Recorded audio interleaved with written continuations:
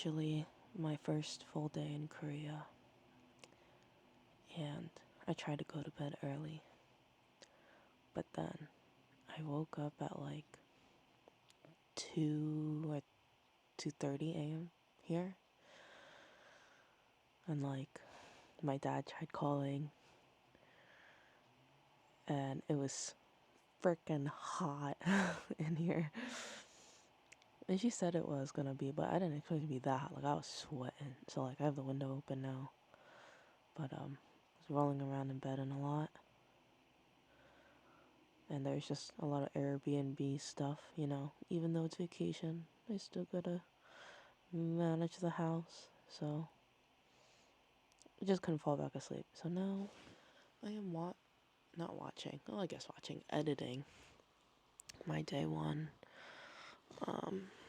videos. Trying to make my first trip video. So stay tuned. Enjoy. Hopefully you'll watch my journey and I'll be able to keep up with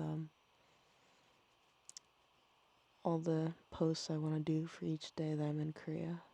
It's probably not going to be consistent because the content is going to be at varying lengths, and I'm not trying to do like cool video editing stuff because I don't know how to do that. So we're going with the basic route, and yeah, just gonna put it together so people know what I've been doing, what I'm up to, how I'm faring out in the motherland, as I like to call it.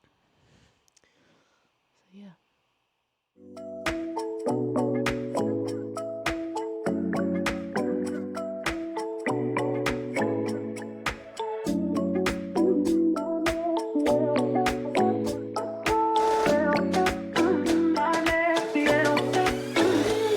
That's the outfit for today. I'm about to go out so I can exchange some money and just like look around. I think like market areas, because one of her daughters came to visit for like breakfast, and I think we're gonna go do like a Seoul bus tour tomorrow and then meet up in Namsan to do the Seoul Tower together like tomorrow night around 7.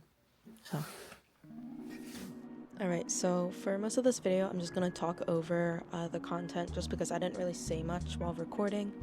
So when we walked outside of our apartment, it was coming down like rain, but it was actually snow, and the floor was just getting really wet. So then we got on a bus and we went to Myeongdong. Myeongdong, which actually means bright cave or bright tunnel, is a neighborhood in Jeong district of Seoul. It's known for being one of Seoul's main shopping, parade route, and tourism districts. So when we came out, you're actually kind of looking at a mix between Namdaemun and Myeongdong. So like the kind of front area is Namdaemun, and then like behind that was the start of Myeongdong, which my aunt kind of explains to me. So then here's more of Myeongdong. Like we're actually, in the back street area. As you probably saw just then, there was a 7-Eleven. There's different coffee shops, restaurants.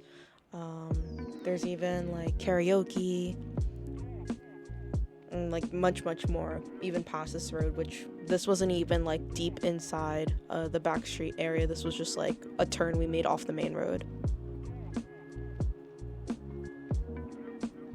Yeah, don't mind me making weird faces. Also breathing like a dragon just to show you all how cold it is.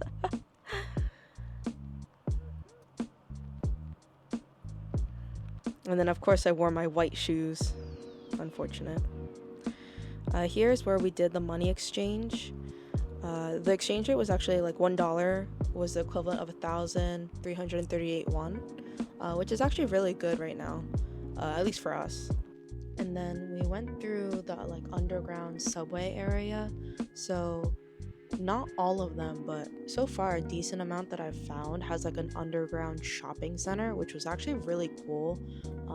Something I found really interesting, just because like, you just think of like New York City or something and it's just like really dirty, and you're just going there to use the transportation. But here there's like coffee shops and clothes shops and a whole bunch of other things that you can go through while waiting for your subway.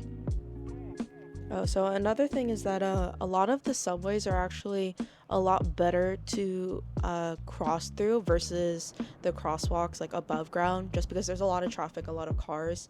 So it's actually more convenient to go under the subway and then use the, kind of quote unquote roads underneath there to like cross the street basically, which is like kind of what we're doing here. Alright, so this is the restaurant we decided to eat at. Apparently, kalguksu, which is knife cut noodles, is actually really popular there.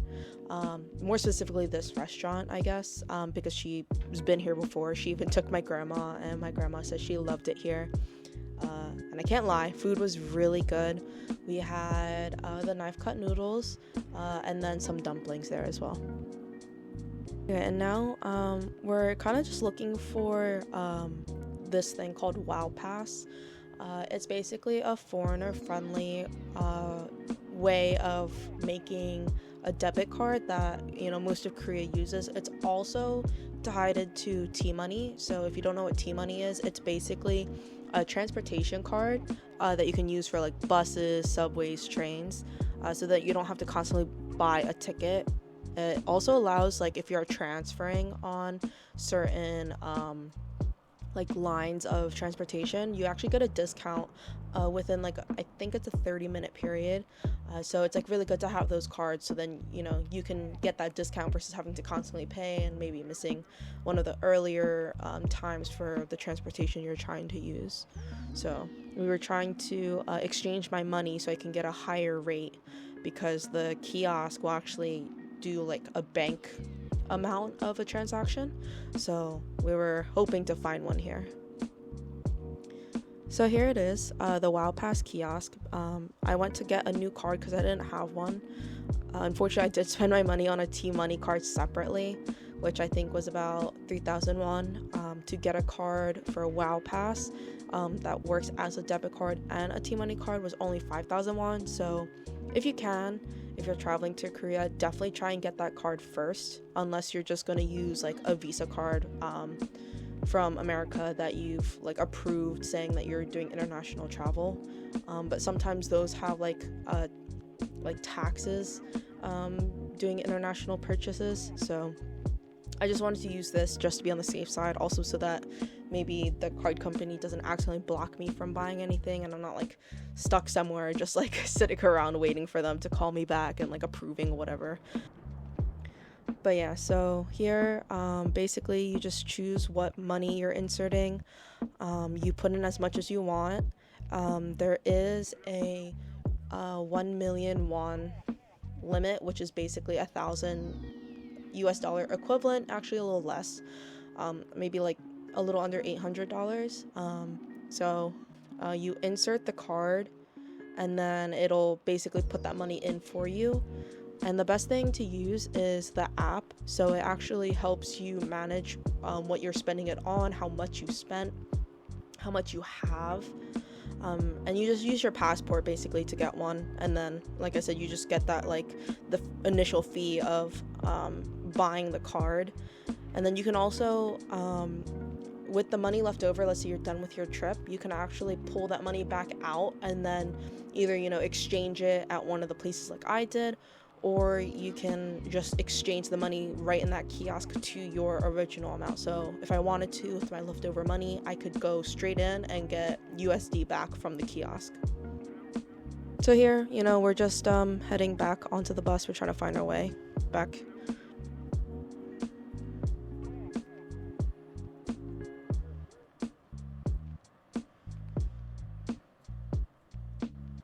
So here's us getting on the bus. It's so convenient, though I messed up and I had the card in the back of my phone and it didn't register, so I'm trying to take it out and scan for it. And that was pretty much our day, to be honest. It started around 3 o'clock. It was, a long day before that of travel for me, so we try not to do too much.